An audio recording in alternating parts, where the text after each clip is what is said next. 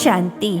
आज आहे 25/11/23 ची मुरली. महावाक्य आहे, गोड मुलांनो, ज्ञानाची बुलबुल बनून संपूर्ण दिवस ज्ञानाची टिकलू टिकलू करत रहा, तर लौकिक आणि पारलौकिक मातपित्याचा शो करू शकाल. प्रश्न आहे, म्हण आहे, अपनी घोट तो नशा चढे, याचा भावार्थ काय आहे? उत्तर आहे, आपले घोटणे अर्थात बुद्धियोग इथे तिथे भटकू न देता एका बाबांची आठवण करायची आहे. बुद्धीमध्ये एका बाबांची आठवण राहावी तर नशा चढेल. परंतु यामध्ये देह अभिमान खूप विघ्न आणतो. थोडे जरी आजारपण आले तरी हैराण होऊन जातात. मित्र संबंधींची आठवण येऊ लागते, त्यामुळे नशा चढत नाही. योगमध्ये राहाल तर वेदना देखील कमी होतील. गीत आहे, तूने रात गवाई सो के. ओम शांती. या सर्व गोष्टी शास्त्रांमध्ये देखील लिहिलेल्या आहेत. एक दुसऱ्याला समजावतात सुद्धा. अनेक प्रकारची मते गुरु लोक देत असतात.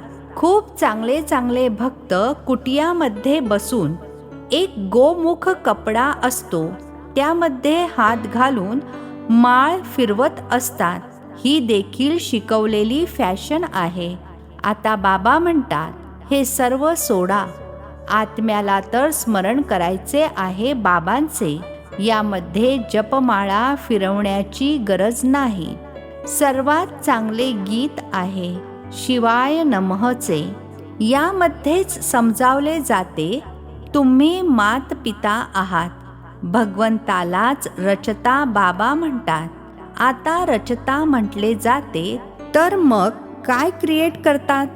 जरूर हे तर सर्वजण समजतात की नवीन दुनियाच रचणार. गातात देखील, तुम मात पिता हम बालक तेरे. तर सर्वप्रथम ईश्वर सर्वांचे पिता झाले.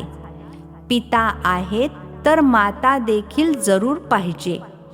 मातेशिवाय क्रिएट करू शकणार नाहीत. फक्त हे कोणी जाणत नाहीत की क्रिएट कसे करतात. दुसरे आपसामध्ये सर्व भाऊ बहिणी झाले, मग विकारी दृष्टी जाऊ शकत नाही. मात पिता एक आहेत ना. तर हा पॉइंट खूप चांगला आहे समजून घेण्यासाठी आणि समजावून सांगण्यासाठी. तिसरे, जरूर बाबांनी सृष्टी रचली असेल. आपण संतान होतो, आता पुन्हा बनलो आहोत. 84 जन्मांचे चक्र पूर्ण झाल्यानंतर आता मात पित्याचे बनलो आहोत. याचेच भक्ती मार्गामध्ये गायन चालत आले आहे. मात पिता सृष्टी रचतात, त्यांची संतान बनतो तर जरूर भरभरून सुख देत असणार. हे कोणीही जाणत नाही की परमात्मा मात पिता सुद्धा बनतात. टीचर देखील आहेत, सद्गुरू सुद्धा आहेत.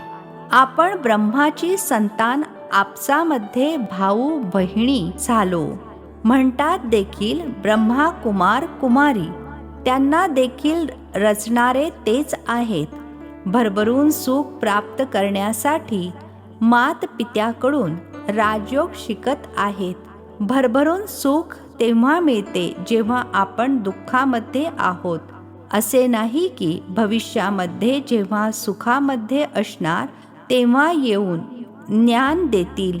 जेव्हा आपण दुःखामध्ये आहोत तेव्हा ज्ञान मिळते. सुखामध्ये जाण्यासाठी तेच मातपिता येऊन सुख देतात. ॲडम आणि ईव तर प्रसिद्ध आहेत. ती देखील जरूर गॉडची संतान झाली. तर मग गॉड कोण आहे? मुले हे तर जाणतात की बाबा हे जे ज्ञान देत आहेत ते या सर्व धर्मवाल्यांसाठी आहे. साऱ्या दुनियेचा त्या पित्यासोबतचा बुद्धियोग तुटला आहे. माया घोस्ट अर्थात भूत बुद्धियोग लावू देत नाही, अजूनच बुद्धियोग तोडते. बाबा येऊन या भूतावर विजय मिळवून देतात. आजकाल दुनियेमध्ये रिद्धी सिद्धीवाले देखील खूप आहेत. ही आहेच भूतांची दुनिया. काम विकार रूपी भूत एकमेकांना आदी मध्य अंत दुःख देते. एकमेकांना दुःख देणे भूताचे काम आहे. सतयुगामध्ये भूत असत नाही. तर हे देखील समजावून सांगितले आहे की भूताचे नाव बायबलमध्ये आहे. रावण अर्थात भूत हे आहेच भूतांचे राज्य. सतयुगी रामराज्यामध्ये भूत असत नाही. तिथे भरभरून सुख असते. ओम नमो शिवायचे गाणे अतिशय सुंदर आहे. शिवबाबा आहेत मातपिता. ब्रह्मा विष्णू शंकर यांना मातपिता म्हणणार नाही. शिवबाबांनाच फादर म्हणणार. ॲडम ईव अर्थात ब्रह्मा सरस्वती इथे होऊन गेले. तिथे ख्रिश्चन लोक गॉड फादरची प्रार्थना करतात. हा भारत तर मातपित्याचे गाव आहे. त्यांचा जन्मच इथला आहे. तर समजावून सांगायचे आहे. तुम मातपिता असे गाता तर मग आपसामध्ये भाऊ बहिणी झालात ना. प्रजापिता ब्रह्माद्वारा रचना रचतात. ते तर दत्तक घेतात. सरस्वती सुद्धा दत्तक गेली आहे. प्रजापिता ब्रह्माने दत्तक घेतले आहे. तेव्हाच तर इतके ब्रह्मा कुमार कुमारी बनले. शिवबाबा दत्तक घेत जातात. नवीन सृष्टी ब्रह्माद्वारेच रचली जाते. समजावून सांगण्यासाठी भरपूर युक्त्या आहेत. परंतु मुले पूर्णपणे समजावून सांगत नाहीत. बाबांनी बऱ्याचदा समजावून सांगितले आहे. जिथे तिथे हे शिवाय नमःचे गाणे लावा. आपण मातपित्याची मुले कशी आहोत ते बसून समजावून सांगत आहेत. ब्रह्माद्वारे नवीन सृष्टी स्थापन केली होती. आता कलियुगाचा अंत आहे आणि पुन्हा सतयुग स्थापन करत आहेत. बुद्धीमध्ये धारणा करायची आहे. नॉलेज अतिशय सोपे आहे. मायेची वादळे ज्ञान योगामध्ये टिकू देत नाहीत. बुद्धी भ्रमित होते. नेहमी समजले पाहिजे की भगवान रचयिता तर सर्वांचा एकच आहे. फादर तर सर्वच म्हणणार ना. ते निराकार तर जन्म मरण रहित आहेत. ब्रह्मा विष्णू शंकर यांना सूक्ष्म शरीर आहे. मनुष्य 84 जन्म इथेच घेतात. सूक्ष्म वतनमध्ये तर घेत नाहीत. तुम्ही जाणता आपण मात पित्याची संतान आहोत. आम्ही आहोत नवीन मुले. बाबांनी दत्तक घेतले आहे. जर प्रजापिता ब्रह्मा आहेत तर किती प्रजा असेल. जरूर दत्तक घेतले असणार. ब्रह्माला अनेक भुजा दाखवतात. अर्थ तर काहीच समजत नाहीत. जी काही चित्र बनली आहेत अथवा शास्त्र निघाली आहेत ती सर्व ड्रामाच्या आधारावर म्हणावी लागतात. ब्रह्माचा दिवस होता. नंतर मग भक्ती मार्ग चालू झाला आहे. तो चालत आला आहे. हा राजयोग बाबाच येऊन शिकवतात. हे लक्षात राहिले पाहिजे. म्हणतात ना अपनी घोट तो नशा रहे. परंतु बुद्धियोग बाबांसोबत पाहिजे. इथे तर बऱ्याच जणांचा बुद्धियोग भटकत असतो. जुन्या दुनियेतील मित्र संबंधी इत्यादींकडे. नाहीतर देह अभिमानामध्ये अडकून राहतात.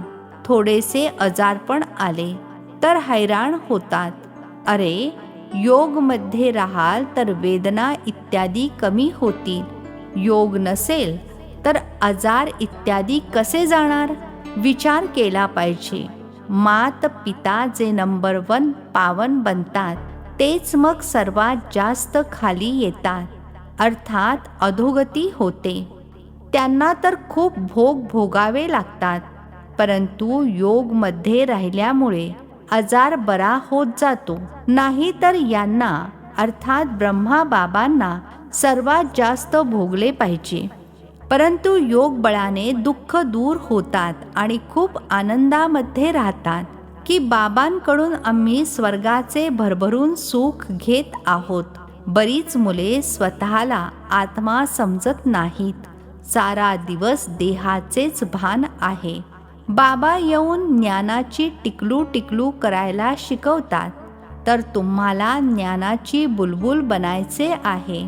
बाहेर खूप चांगल्या छोट्या छोट्या मुली आहेत, ज्या ज्ञानाची टिकलू टिकलू करतात.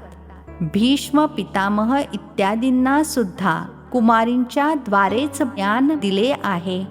लहान लहान मुलांना तयार करायचे आहे. लहान मुले लौकिक पारलौकिक मातपित्याचा शो करतात. लोक परलोक सुहेला अर्थात नयनरम्य होतो ना, तर मग लौकिक मातपित्याला देखील महत्त्व द्यावे लागेल. हे सुद्धा तुम्ही पाहाल. छोट्या छोट्या मुली आई वडिलांना पुढे नेतील. कुमारींचा मान असतो.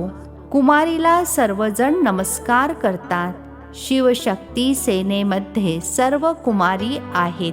भले माता देखील आहेत, परंतु त्या देखील म्हटल्या तर जातात कुमारीच ना. खूप चांगल्या चांगल्या कुमारी येतील. लहान लहान मुलीच मोठा शो करतील. काही काही छोट्या मुली खूप चांगल्या आहेत, परंतु काहींमध्ये मोह देखील खूप आहे. हा मोह अतिशय वाईट आहे. हे सुद्धा एक भूत आहे. बाबांपासून दूर करून टाकते. माया भूताचा धंदाच आहे. परमपिता परमात्म्यापासून बेमुख करणे अर्थात दूर करणे. हे ओम नमो शिवाय चे गाणे सर्वात चांगले आहे. या गाण्याशीच तुम मात पिता हे शब्द जुळतात. बरेचदा राधे कृष्णाच्या मंदिरामध्ये जोडपेच दाखवतात. गीतेमध्ये श्रीकृष्णासोबत राधेचे नावच नाही आहे. श्रीकृष्णाची महिमा वेगळी आहे. सर्वगुण संपन्न, 16 कला संपूर्ण. शिवबाबांची महिमा वेगळी आहे. शिवच्या आरतीमध्ये किती महिमा करतात, अर्थ काहीच समजत नाहीत. पूजा करता करता थकून गेले आहेत. तुम्ही जाणता मम्मा बाबा आणि आपण ब्राह्मण सर्वात जास्त पुजारी बनलो आहोत. आता पुन्हा येऊन ब्राह्मण बनलो आहोत. त्यांच्यामध्ये सुद्धा नंबरवार आहेत. कर्मभोग सुद्धा असतो, त्याला तर योगानेच नाहीसा करायचा आहे. देह अभिमानाला संपवायचे आहे. बाबांची आठवण करून खूप खुशीमध्ये राहायचे आहे. मातपित्याकडून आपल्याला भरभरून सुख मिळते. हे ब्रह्मा म्हणतील ना, बाबांकडून आम्हाला वारसा मिळतो. बाबांनी माझा रथ लोनवर घेतला आहे. आता बाबा तर या रथाची अर्थात ब्रह्मा बाबांच्या तनाची खात्री करणार. पहिले तर समजत होता, अर्थात ब्रह्मा बाबा समजत होते. मी आत्मा या रथाला खाऊ घालतो. हा सुद्धा रथ आहे ना. आता म्हणतील याला खाऊ घालणारे तेच आहेत. या रथाची संभाळ करायची आहे. साहेब लोक घोड्यावर चढतात तेव्हा घोड्याला आपल्या हाताने खाऊ घालतील. कधी पाठीवरून हात फिरवतील. खूप खात्री करतात, कारण त्याच्यावर स्वारी करतात. बाबा या रथावर स्वारी करतात तर काय बाबा खात्री करत नसतील काय? बाबा जेव्हा स्नान करतात तर समजतात, मी सुद्धा स्नान करत आहे. बाबांना देखील स्नान घालायचे आहे, कारण त्यांनी देखील हा रथ लोनवर घेतला आहे. शिवबाबा म्हणतात, मी सुद्धा तुझ्या शरीराला स्नान घालतो, खाऊ घालतो. मी खात नाही, शरीराला खाऊ घालतो. बाबा खाऊ घालतात, खात नाहीत. असे सर्व तऱ्हेतऱ्हेचे विचार चालतात. स्नान करते वेळी, फिरायला जाते वेळी. ही तर अनुभवाची गोष्ट आहे ना. बाबा स्वतः म्हणतात, अनेक जन्मांच्या अंतिम जन्मामध्ये प्रवेश करतो. हे अर्थात ब्रह्मा बाबा आपल्या जन्मांना जाणत नाहीत. मी जाणतो. तुम्ही म्हणता बाबा आम्हाला पुन्हा ज्ञान देत आहेत. वारसा घ्यायचा आहे स्वर्गाचा. सतयुगामध्ये तर राजा प्रजा इत्यादी सर्व आहेत. पुरुषार्थ करायचा आहे बाबांकडून पूर्ण वारसा घेण्याचा. आता घेतला नाहीत तर कल्पकल्प गमावत राहाल. तितकेसे उच्च पद प्राप्त करू शकणार नाही. जन्म जन्मांतरीची बाजी आहे, तर किती श्रीमतावर चालायला हवे. कल्पकल्प निमित्त बनाल. कल्पकल्प वारसा घेत आला आहात. कल्पकल्पासाठी हे शिक्षण आहे. यामध्ये खूप लक्ष द्यावे लागते. 7 दिवसांचे लक्ष घेऊन मग मुरली तर घरी सुद्धा वाचू शकता. अतिशय सोपे करून देतात. ड्रामा तर बुद्धीमध्ये राहिला पाहिजे ना. याला विश्वविद्यालय म्हटले जाते. तर मग कुठेही अमेरिका इत्यादी कुठेही गेलात बाबांकडून वारसा घेऊ शकता.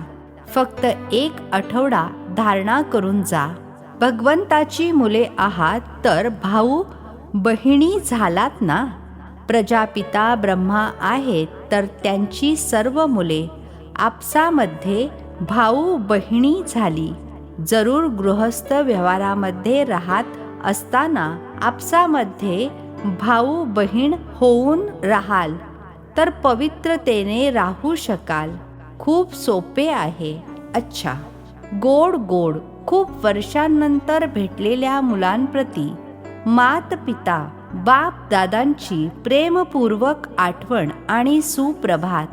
आत्मिक पित्याचा आत्मिक मुलांना नमस्ते. आम्हा आत्मिक मुलांचाही आत्मिक पित्यांना नमस्ते. धारणेसाठी मुख्य सारांश आहे. पहिला पॉइंट आहे, स्वतःला माया भूतापासून वाचविण्यासाठी ज्ञान योगामध्ये तत्पर राहायचे आहे. मोहरूपी भूताचा त्याग करून बाबांचा शो करायचा आहे. ज्ञानाची टिकलू टिकलू करायची आहे. दुसरा पॉइंट आहे, पूर्णपणे अभ्यासावर लक्ष देऊन बाबांकडून वारसा घ्यायचा आहे. कल्पकल्पाच्या या बाजीला कोणत्याही परिस्थितीमध्ये गमवायचे नाही. आजचे वरदान आहे, समय प्रमाण रूप बसंत अर्थात ज्ञानी आणि योगी तू आत्मा बनणारे स्वशासक भव. समय प्रमाण रूप बसंत अर्थात ज्ञानी आणि योगी तू आत्मा बनणारे स्वशासक भव. स्पष्टीकरण आहे, जे स्वशासक आहेत ते पाहिजे त्यावेळी रूप बनवू शकतात आणि पाहिजे त्यावेळी बसंत बनवू शकतात. दोन्ही स्थिती सेकंदामध्ये बनवू शकतात. असे नाही की बनायचे आहे रूप आणि आठवत राहतील ज्ञानाच्या गोष्टी. सेकंदापेक्षाही कमी वेळामध्ये फुलस्टॉप लागावा. शक्तिशाली ब्रेकचे काम आहे. जिथे लावाल तिथे लागेल. यासाठी प्रॅक्टिस करा की ज्यावेळी ज्या विधीने जिथे मनबुद्धीला लावू इच्छिता तिथे लागावी अशी कंट्रोलिंग अथवा रुलिंग पॉवर असावी. स्लोगन आहे, शांतीदूत तो आहे जो तुफान माजवणाऱ्यांना देखील शांतीचा तोहफा अर्थात भेट देईल. शांतीदूत तो आहे जो तुफान माजवणाऱ्यांना देखील शांतीचा तोहफा अर्थात भेट देईल. मातेश्वरीजींची मधुर महावाक्य. मनुष्य आत्म्यांची परमात्म्याकडे मागणी आणि प्राप्ती. तुम मात पिता हम बालक तेरे, तुम्हारी कृपा से सुख घनेरे. आता ही महिमा कोणासाठी गायली गेली आहे? नक्कीच परमात्म्यासाठी हे गायन आहे. कारण परमात्मा स्वतः मात पित्याच्या रूपामध्ये येऊन या सृष्टीला अपार सुख देतात. जरूर परमात्म्याने कधीतरी सुखाची सृष्टी बनविली आहे, तेव्हाच तर त्यांना मात पिता म्हणून बोलावतात. परंतु मनुष्यांना हे माहीत सुद्धा नाहीये की सुख काय चीज आहे. जेव्हा या सृष्टीवर अपार सुख होते तेव्हा सृष्टीवर शांती होती. परंतु आता ते सुख नाहीये. आता मनुष्याला अशी इच्छा नक्की आहे की ते सुख आम्हाला पाहिजे. मग कोणी धन वस्तू मागतात, कोणी संतान मागतात, काही जण तर मग असे देखील मागतात की आपण पतिव्रता नारी बनावे, सदा सौभाग्यवती बनावे. इच्छा तर सुखाचीच असते ना. तर परमात्मा देखील कधीतरी त्यांची ही इच्छा अवश्य पूर्ण करतील. तर सतयुगामध्ये जेव्हा सृष्टीवर स्वर्ग असतो तेव्हा तिथे सदैव सुख असते. जिथे स्त्री कधीही विधवा होत नाही, तर ती इच्छा सतयुगामध्ये पूर्ण होते, जिथे अपार सुख आहे. बाकी या समयी तर आहेच कलियुग. या समयी मनुष्य दुःखच दुःख भोगतात. अच्छा. ओम शांती. नवनवीन मराठी व्हिडिओज प्राप्त करण्यासाठी सबस्क्राईब करा मराठी गॉड रिपोर्ट चॅनलला.